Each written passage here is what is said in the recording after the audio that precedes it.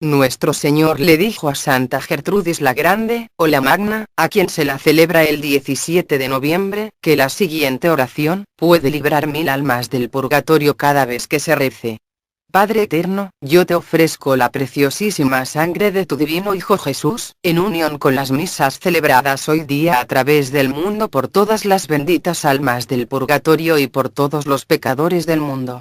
Por los pecadores en la Iglesia Universal, por aquellos de mi propia casa y dentro de mi familia. Amén.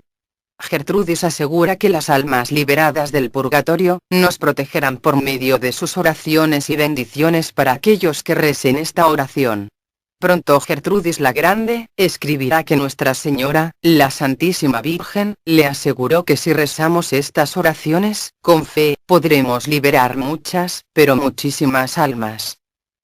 Por ello, es tan importante esta gran escritora, filósofa y teóloga de la Iglesia que vivió en el siglo XIII, porque sus revelaciones y visiones referidas a la misericordia divina que Santa Gertrudis la Grande nos dejó mencionadas en sus escritos, fueron un anticipo, 4 siglos antes, del concepto del Sagrado Corazón de Jesús, que profundizaría Santa Margarita María.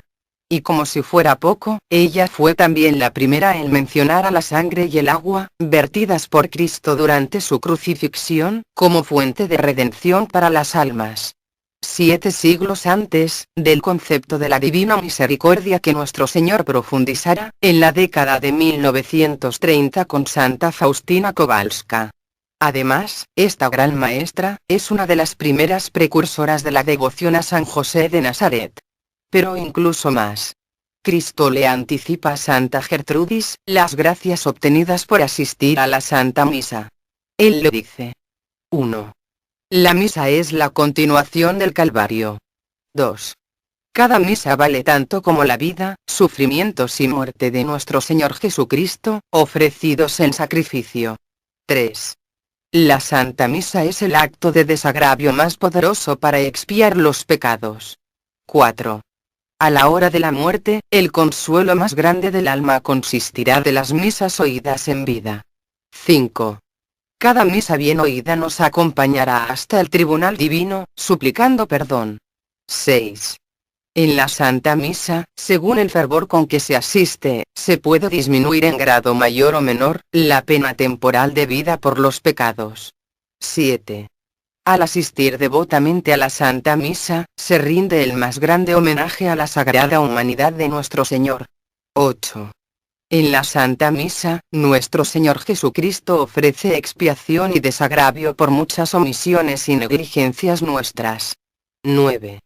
En la Santa Misa, Jesucristo perdona los pecados veniales que todavía no se han confesado. Además se disminuye el poder de Satanás sobre el alma. 10. Al asistir a la Santa Misa se proporciona a las almas del purgatorio, el alivio más grande que sea posible. 11. Una misa bien oída durante la vida, será de más provecho al alma, que muchas que se ofrecieran para su reposo después de la muerte. 12. Por asistir a misa, el alma se preserva de peligros, desgracias y de calamidades, que de otro modo hubieran sucedido. Además, se abrevia o reduce la duración de su purgatorio. 13. Cada misa bien oída obtiene para el alma un grado más elevado de gloria en el cielo.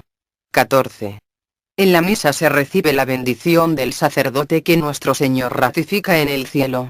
15.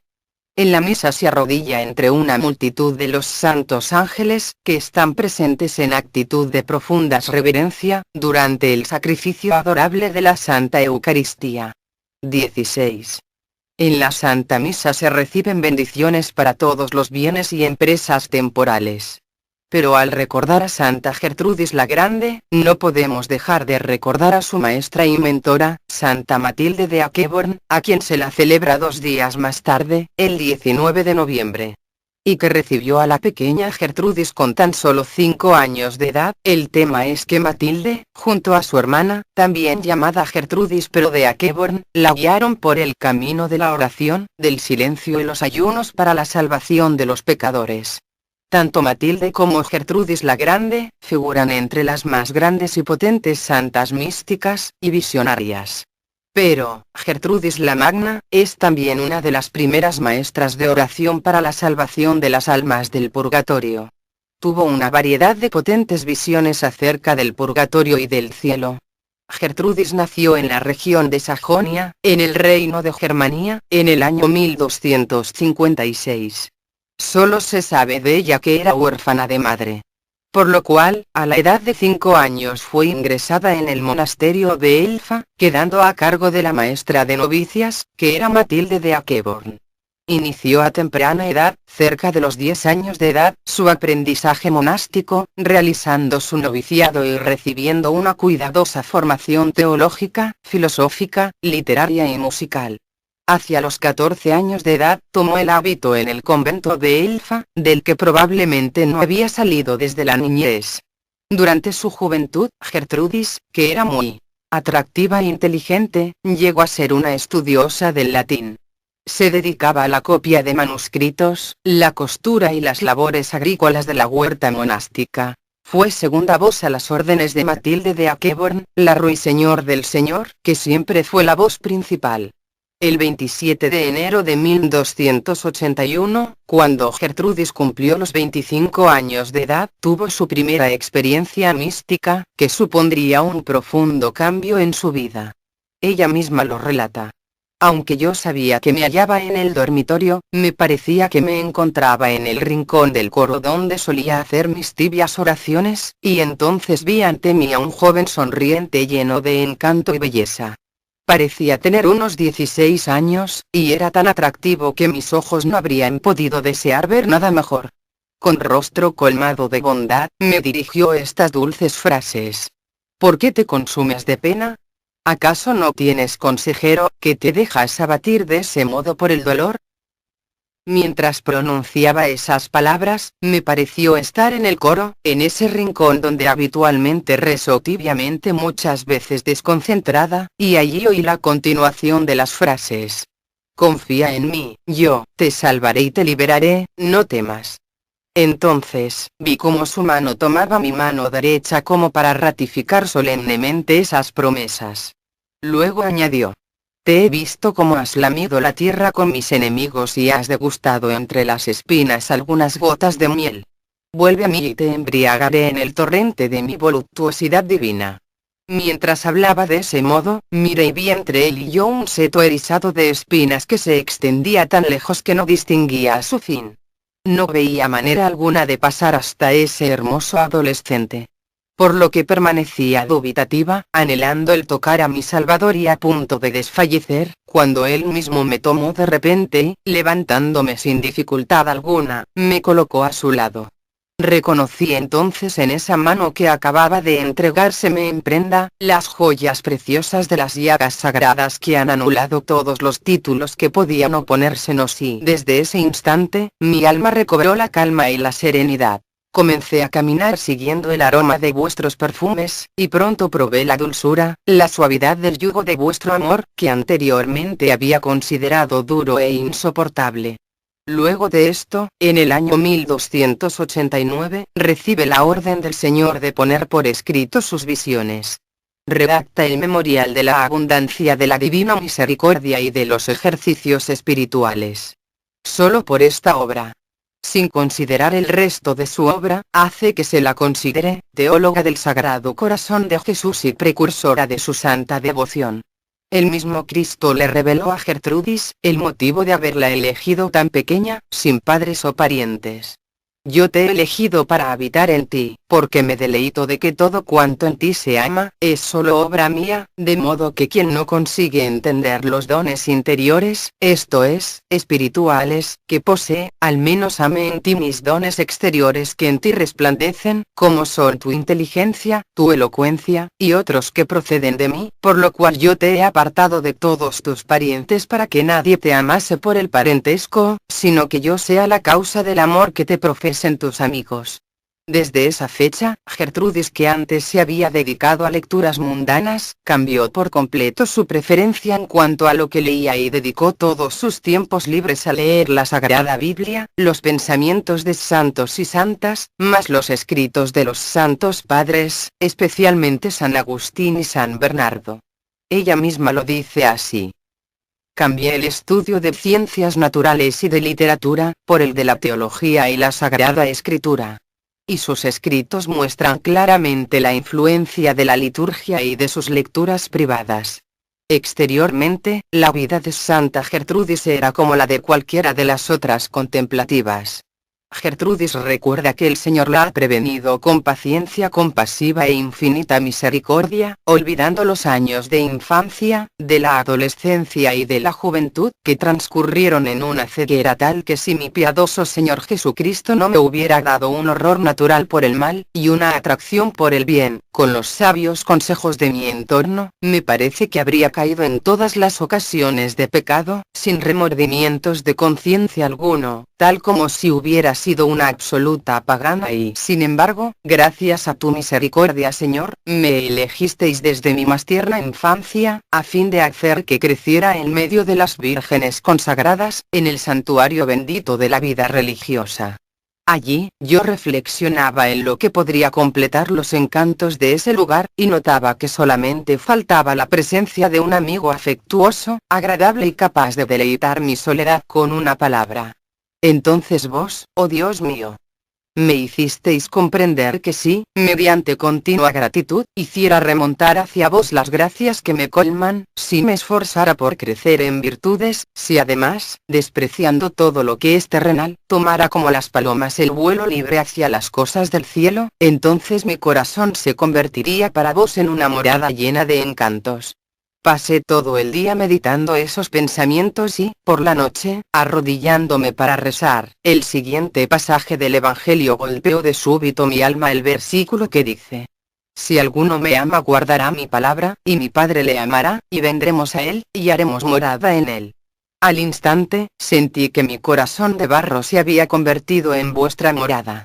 La joven monja posee un carácter fuerte, decidida y algo impulsiva. Reconoce a menudo su negligencia y pide humildemente perdón por ello.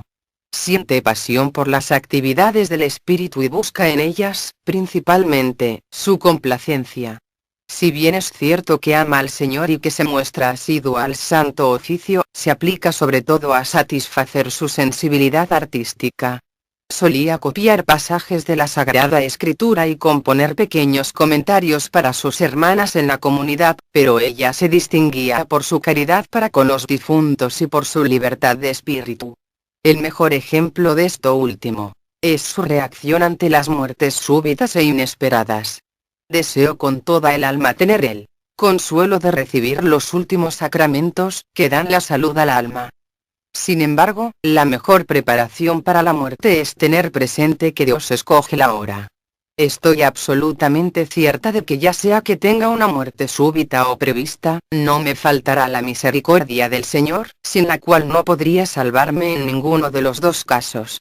Después de la primera revelación, Gertrudis siguió viendo al Señor continuamente, a la hora de la comunión, hasta la víspera de la Anunciación, en que el Señor me visitó en la capilla durante los oficios de la mañana y, desde entonces, me concedió un conocimiento más claro de Él, de suerte que empecé a corregirme de mis faltas mucho más por la dulzura de su amor que por temor a su santa justicia. La santa escribirá las revelaciones acerca de la amorosa bondad de Dios, en donde Gertrudis relata una serie de visiones, comunicaciones y experiencias místicas. La santa habla de un rayo de luz, como una flecha, que procedía de la herida del costado de un crucifijo. Ella nos relata, que ella observó su propia alma, ser derretida como la cera, en el momento que ella posó su cabeza sobre el pecho de nuestro Señor Jesucristo. En ese momento el Señor impuso sobre ella la impresión de un sello, y ella fue tomada como esposa por Jesucristo. Gertrudis vivió un matrimonio espiritual en el que su alma fue como absorbida por el corazón de Jesús, el cual al poner el anillo, tal como si fuese un sello, le dijo: debes saber que la adversidad es el anillo espiritual que sella este matrimonio. Pero Santa Gertrudis la Grande, le respondió a su Señor y esposo: por tu corazón herido, querido Señor, traspasa el mío tan profundamente con el dardo de tu amor, que ya no pueda más contener cosas terrenas sino que sea gobernado tan solo por la acción de tu divino amor. Jesús le dijo a la santa: Me deleito estando con los hijos de los hombres, y en la abundancia de mi amor he instituido este sacrificio, la Santa Misa, para que sea renovado con frecuencia en memoria mía. Me he comprometido a permanecer en ese misterio con los fieles hasta el final de los tiempos. Quien se esfuerza en alejar de la comunión un alma que no se halla en pecado mortal se asemeja a un preceptor severo que impidiera que el hijo del rey jugase con los niños pobres de su edad, a pesar del placer que hallaría en ello el joven príncipe. Gertrudis recibe así del Señor, sobre todo en el coro durante el oficio divino, dones destacados que le inspirarán siempre profundos cantos de acción de gracias. Relatará más tarde su experiencia mística con un lenguaje vivo y rico en imágenes. El progreso espiritual tiende a la unión cada vez más íntima con Cristo. Dios nos llama a todos a esta unión íntima con Él, aunque las gracias especiales o los signos extraordinarios de esta vida mística sean concedidos solamente a algunos para manifestar así el don gratuito hecho a todos. Sin embargo, el Señor conduce a Gertrudis a la santidad por etapas. Incluso después de la caída de su torre de gloria banal aún le quedan defectos a la santa. Sigue teniendo inclinación por la impaciencia, así como un cierto orgullo que favorecen su elocuencia y habilidad en el canto. También le ocurre que se deja llevar por el resentimiento. No obstante, a pesar de los momentos de abatimiento al ser consciente de su débil progreso, no transige con sus defectos y lucha con perseverancia. Las ocurrencias de su temperamento asombran a algunas personas que llegan hasta sorprenderse de la preferencia con que el Señor la gratifica. Pero Jesús le revela un día. Algunos defectos que uno observa en sí mismo mantienen la humildad y la compunción, y hacen avanzar, en consecuencia, por los caminos de la salvación. A veces dejo que subsistan esos defectos en mis amigos más íntimos, con objeto de ejercitarlos en la virtud. Profundamente impresionada por la dulzura de Cristo, Gertrudis se dirige a él de esta manera. Mi alma se ha emocionado con frecuencia y dulcemente a la vista de vuestro amor misericordioso. Jamás las amenazas y los castigos me habrían llevado por un camino tan seguro a temer el pecado y a corregir mis defectos. El Señor la corrige, en efecto, con profunda delicadeza. Al dar un rodeo tan hábil me mostrabais vuestra aversión por las imperfecciones de las personas que me rodeaban, y cuando dirigía la mirada hacia mí misma me veía enseguida mucho más culpable, pues vuestra dulce luz había iluminado mi conciencia, sin que ninguna señal por vuestra parte hubiera podido hacerme suponer que incluso habíais notado en mí un defecto capaz de afligiros. Jesús dijo: Cuanto hicisteis a uno de estos hermanos míos más pequeños, a mí me lo hicisteis. Gertrudis, que se considera a sí misma como la más pequeña y la última de las criaturas, ofrece a Cristo presente en ella todo lo que ella misma se concede en concepto de alimentación, de sueño o de uso de cualquier bien de todo tipo. El Señor le revela un día lo agradable que todo ello le resulta. Sin embargo, la monja siente todavía más gozo en dar cualquier cosa al prójimo. La íntima unión con Dios y el abandono a su sacratísima voluntad marcaban la espiritualidad de Santa Gertrudis. Un día de invierno, la santa hizo una hermosa oración. Yo te ruego, mi Señor, que respires en mí, como aire ameno, para desearte solo a ti, como verdadera felicidad. Yo te pido que vuestras santísimas heridas se impriman en mi corazón, a fin de que se excite en mí el dolor de tu compasión y se encienda en mí el ardor de tu amor. Dame también que toda criatura sea nada para mí y solo tú seas dulce para mi corazón.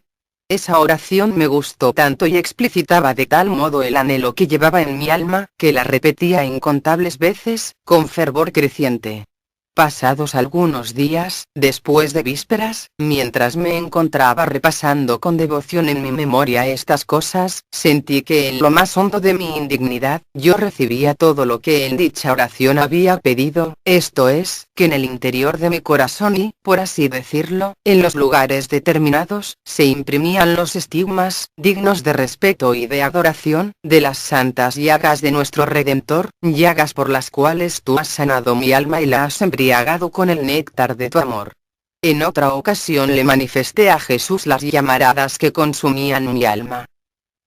Lo que yo deseo, mi Señor, más que todas las delicias, es que se cumpla, en mí y en todas las criaturas, tu dulcísima y laudabilísima voluntad. Y para que se realizase esto, estaría dispuesta a exponer cada uno de mis miembros a cualquier sufrimiento. Escuché a Jesús responderme: ya que con una piedad tan viva te has entregado a promover mi voluntad, he aquí que según mi acostumbrada benevolencia, recompenso tus esfuerzos concediéndote que aparezcas tan agradable a mis ojos como si nunca en la más mínima cosa hubieras omitido mi voluntad. A pesar de la falta de salud que la obligaba a guardar cama con frecuencia, no eran pocos los que iban a aconsejarse con ella, debido a su gran fama de santidad. Para todos, tenía una palabra dulce y penetrante, su elocuencia tan hábil y su discurso tan persuasivo, eficaz y seductor, que la mayor parte de los que oían sus palabras daban testimonio evidente al Espíritu de Dios que hablaba en ella. A unos inspiraba por sus palabras el arrepentimiento del corazón, que debía salvarlos, a otros iluminaba con respecto al conocimiento de Dios, o con respecto a sus propias debilidades, a algunos les otorgaba el alivio de alegre consuelo, e inflamaba los corazones de otros con el fuego ardiente del amor divino. Santa Gertrudis la Magna, o la Grande, se adelantó por mucho a su tiempo, como por ejemplo ella fue una gran propagadora de la comunión frecuente, algo totalmente inusual durante la Edad Media. Pero ella también tuvo revelaciones con San José, por lo que ella fue una de las primeras en estimular la devoción a San José, y sobre todo la primera en adorar al Sagrado Corazón de Jesús. Con frecuencia hablaba del Sagrado Corazón con Santa Matilde y se cuenta que en dos visiones diferentes reclinó la cabeza sobre el pecho del Señor y oyó los latidos de su corazón. Santa Matilde, que era 15 años mayor que Santa Gertrudis, la llamaban el jilguero de Cristo, ella fue una de las primeras que decía orar cantando es rezar 2 veces. A los 50 años se enteró de que su discípula había ido anotando cuidadosamente todas sus enseñanzas y cuanto oía contar sobre sus experiencias. Matilde se alarmó al saberlo, pero el Señor le comunicó que él mismo había inspirado a Gertrudis el deseo de poner por escrito esos datos. Luego de ello, se serenó Santa Matilde y aún corrigió personalmente el manuscrito. Se trata de la obra titulada Libro de la Gracia Especial, y de las revelaciones de Santa Matilde. Dice la santa que un día vio que de la herida del costado de Cristo salía un rayo de luz y llegaba al corazón de ella. Desde entonces sintió un amor tan grande hacia Jesucristo, como nunca antes lo había experimentado. 7 años más tarde, el 19 de noviembre de 1298, Gertrudis tuvo una visión al momento de la muerte de su maestra Santa Matilde. En ese momento, Cristo llamó así a Santa Matilde. Ella le ofreció su corazón y lo introdujo en el suyo. Nuestro Señor tocó el corazón de Matilde con el suyo y le dio la gloria eterna, donde esperamos que con su intercesión nos alcanzará muchas gracias. Santa Matilde le preguntó a Jesús: Señor, fuera de la Santa Hostia, ¿dónde te puedo encontrar? Jesús le respondió: búscame en el corazón de Gertrudis. Dice Gertrudis que un día Jesús acercó totalmente el corazón de Matilde a su Sagrado Corazón, y que desde esa fecha aquella santa quedó totalmente enamorada de Cristo. Santa Gertrudis y el Purgatorio. La voz de Jesús se hace sentir en lo más íntimo de mi alma con extrema claridad. Quiero que se rece por estas santas almas que están en el purgatorio porque mi corazón divino arde de amor por ellas. Deseo mucho la liberación de estas almas con el fin de unirlas a mí totalmente. Las penas, por muy terribles que puedan ser, son siempre leves en relación a la ofensa que constituye el pecado. El purgatorio es como una cárcel de luz y de fuego, construido por la misericordia divina. Para no sucumbir al tormento y fuego eternos, el alma tiene que purgar la pena de su pecado para estar en condiciones de entrar en la beatitud eterna. Vi con los ojos del alma un fuego espantoso sin límite ni forma que ardía sin variar nunca, en un silencio absoluto. Vi en este fuego millares y millares de pobres almas cercanas entre ellas, pero sin ningún tipo de comunicación excepto este mismo fuego. Este gran purgatorio es como el infierno, a diferencia de la eternidad de la pena, del odio en las confrontaciones con Dios y con las otras almas, y la desesperación. Si no me engaño, he notado que ellas estaban en este estado más purificadas que confortadas, más quemadas que iluminadas. Es un estado realmente terrible. He visto con los ojos del alma un mar de fuego abrirse ante mí, haciendo ruidos inmensos, llamas clarísimas se reproducen y se deshacen continuamente. He aquí miles y miles de almas que tienden las manos, sumergidas en el fuego y azotadas por las llamas, que las levantan en una especie de impulso impetuoso. Es como un movimiento del alma, un comienzo del camino al cielo, o incluso que avanza hacia Dios, pero sin el mínimo deseo personal, como a una puerta a la que se da un impulso. Ciertamente se purifican a través de mucho sufrimiento, pero son también iluminadas, lo que les consuela y permite glorificar a Dios no solo abandonándose a su puro amor, sino asumiendo una iniciativa de agradecimiento. Frecuentemente, después del juicio particular, el alma va al gran purgatorio, allí permanece como alelada y anonadada, porque para ella es el descubrimiento del pecado, de su gravedad, de sus efectos y de sus implicaciones. Ante esta vista, el alma está como paralizada, inerte, contempla la justicia de Dios que es ejercida sobre ella y la misericordia la que la salva. Luego se pone en movimiento hacia Dios, ya que Él la atrae, la transporta en el impulso de su amor infinito y aquí que esta alma pasa al purgatorio medio. En el purgatorio medio el alma permanece en confrontación con el amor, pero contempla este amor infinito que le atrae. En el purgatorio medio el alma sale de sí misma y descubre todo lo que significa su pertenencia a la Iglesia. Pero también pude ver el paraíso celestial, que se aprecia como el vértice del purgatorio, un mundo de luz ardiente y de paz. Es el sufrimiento del amor al alcance del paroxismo, un desnudo padecer de amor, el júbilo total, más suave, unido al sufrimiento más terrible y más desgarrador. Es el reino del puro amor y del desnudo sufrimiento, las almas los preceden hacia la Jerusalén celeste donde se presentan delante de su Rey. Ellas se quedan más o menos por un largo periodo de tiempo, pero nunca como en el purgatorio mayor y medio, porque la intensidad de las languideces de amor en el umbral constituye una rápida y ulterior purificación. Mientras veía a las almas elevarse, las oía cantar. Me has liberado de la muerte. Has preservado mis pies de la caída, porque yo camino ante tu presencia, en la luz del viviente, oh mi Dios. A Santa Gertrudis se le aparece su maestra Matilde de Aqueborn, en la gloria mientras ella ofrece la misa y ve que el Señor la recibe en su corazón.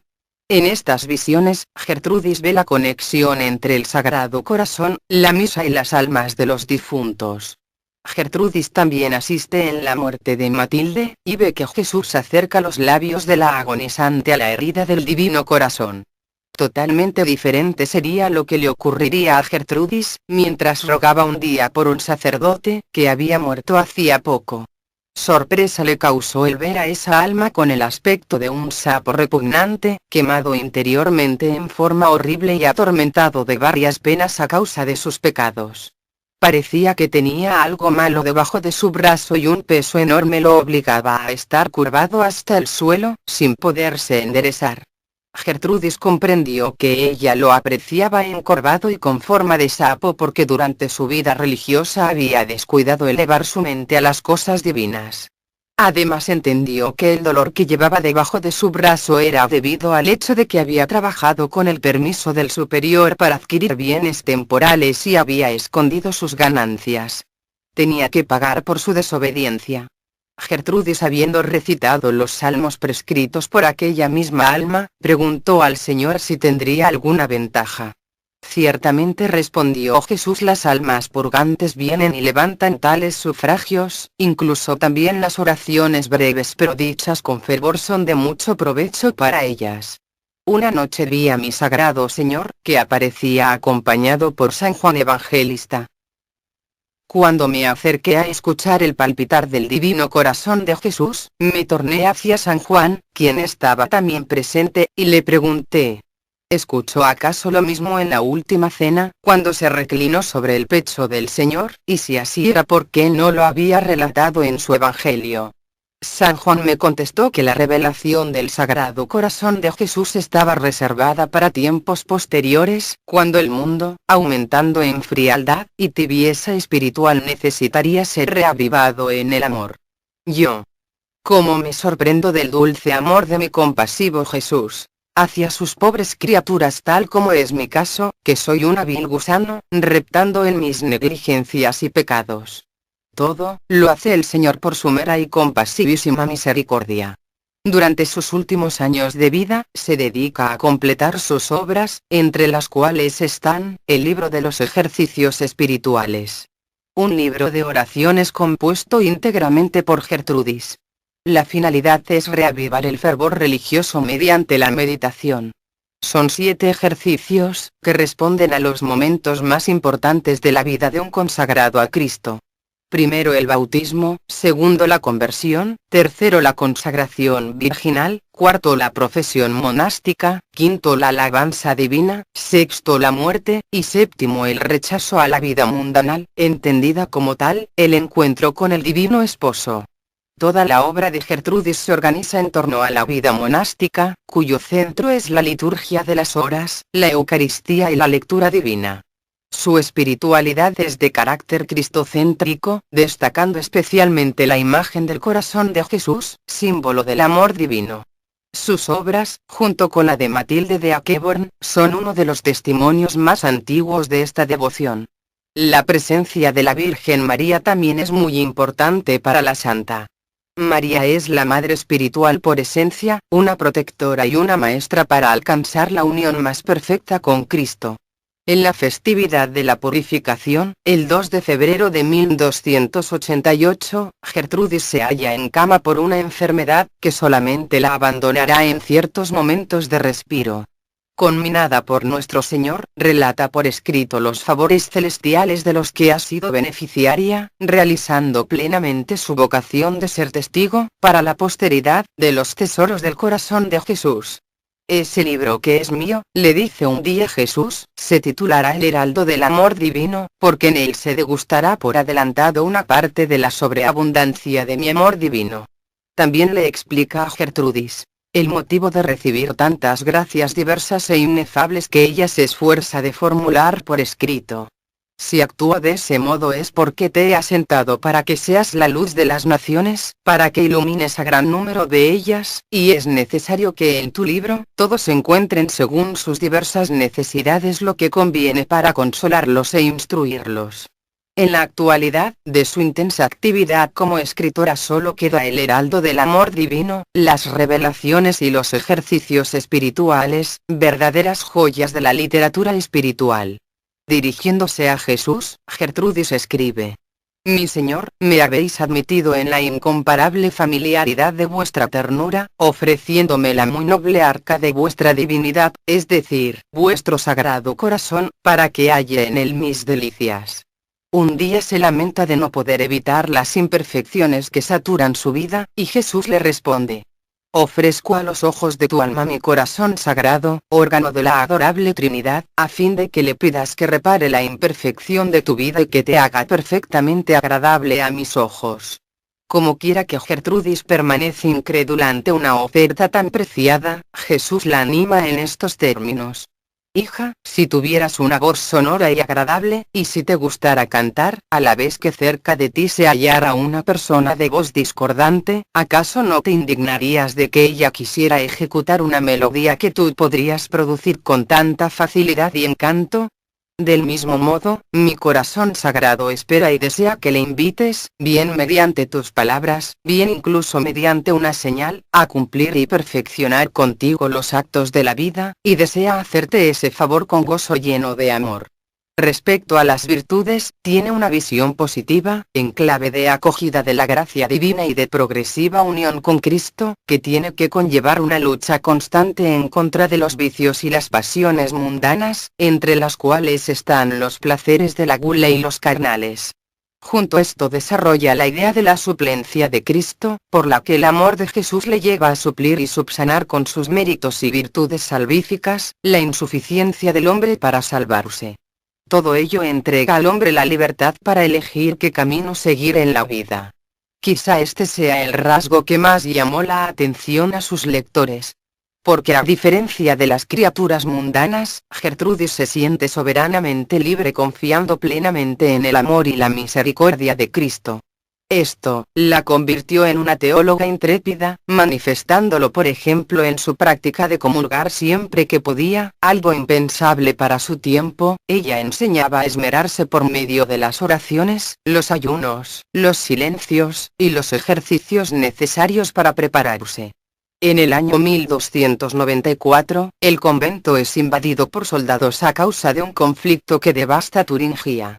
En el corazón de Alemania. La guerra que enfrenta a los hijos de Alberto de Sajonia con Adolfo de Nassau, el emperador recientemente elegido. Por ese motivo, Jesús invita a Gertrudis a rezar por sus enemigos y perseguidores, que se hallan en peligro de condenación, y a pedir para ellos su misericordia así como la gracia de la conversión, antes que denigrarlos. La santa sufrió durante sus últimos 10 años de vida, de penosas enfermedades, debido a las cuales, Santa Gertrudis escribe: Oh Jesús, a quien amo inmensamente, quédate siempre conmigo, para que mi corazón permanezca contigo y tu amor persevere conmigo sin posibilidad de división y tú bendigas mi tránsito, para que mi espíritu, liberado de los lazos de la carne, pueda inmediatamente encontrar descanso en ti. Amén. Luego de este evento, cuando le fue revelado que se acercaba su muerte, la santa exclamó: Esta es la más dulce de las alegrías, la que más había deseado, porque voy a encontrarme con Cristo. Deseo con toda el alma tener el consuelo de recibir los últimos sacramentos, que dan la salud. Sin embargo, la mejor preparación para la muerte es tener presente que Dios escoge la hora. Estoy absolutamente cierta de que ya sea que tenga una muerte súbita o prevista, no me faltará la misericordia del Señor, sin la cual no podría salvarme en ninguno de los dos casos. Mientras espera, en su lecho de enferma, Gertrudis reza por los demás. Pronunciando simplemente su nombre, recomienda a cada persona a ese amor que hizo que el Hijo único de Dios Padre descendiera a la tierra para salvar a los hombres. Pronto la santa dictó sus últimos pensamientos acerca de la muerte, que son de lo más sublime que se haya escrito. Tendrá un rápido decaimiento en su estado de salud. Advertida de su próxima muerte, ella se sumerge en la Santa Comunión cada vez que le fue posible. Finalmente exhausta, Santa Gertrudis la Magna, o la Grande, fallecerá en santa paz, luego de recibir la extrema unción, el 17 de noviembre del año 1301, a la edad de 45 años. Santa Gertrudis es una de las grandes místicas de la Edad Media, la única mujer de Alemania que recibió el apelativo de Grande, por su talla cultural y evangélica. Con su vida y su pensamiento influyó de modo singular en la espiritualidad cristiana.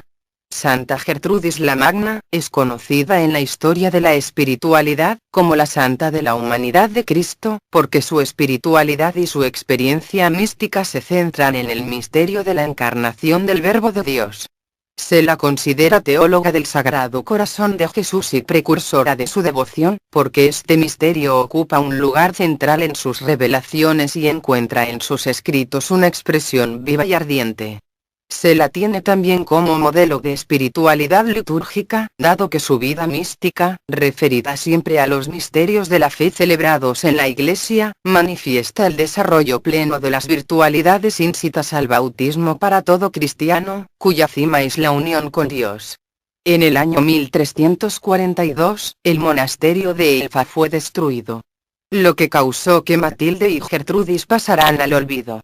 Sin embargo, en el año 1502, son redescubiertos los escritos de estas maestras de la fe, varios de los cuales se fueron perdiendo por diversas causas. Pero por fin, en el año 1677, el Papa Inocencio XI le hizo justicia a Gertrudis la Grande, introduciéndola en el martirologio romano. Posteriormente, en el año 1730, el Papa Clemente XII ordenó que se oficializara la fiesta de Santa Gertrudis la Grande, para el día 16 de noviembre. A pesar de que ya se la recordaba el día 17. Finalmente, hacia el año 2010, por fin, el Papa Benedicto XVI hace justicia a las santas medievales, elevando al rango de maestras teológicas y místicas a Santa Gertrudis la Grande, a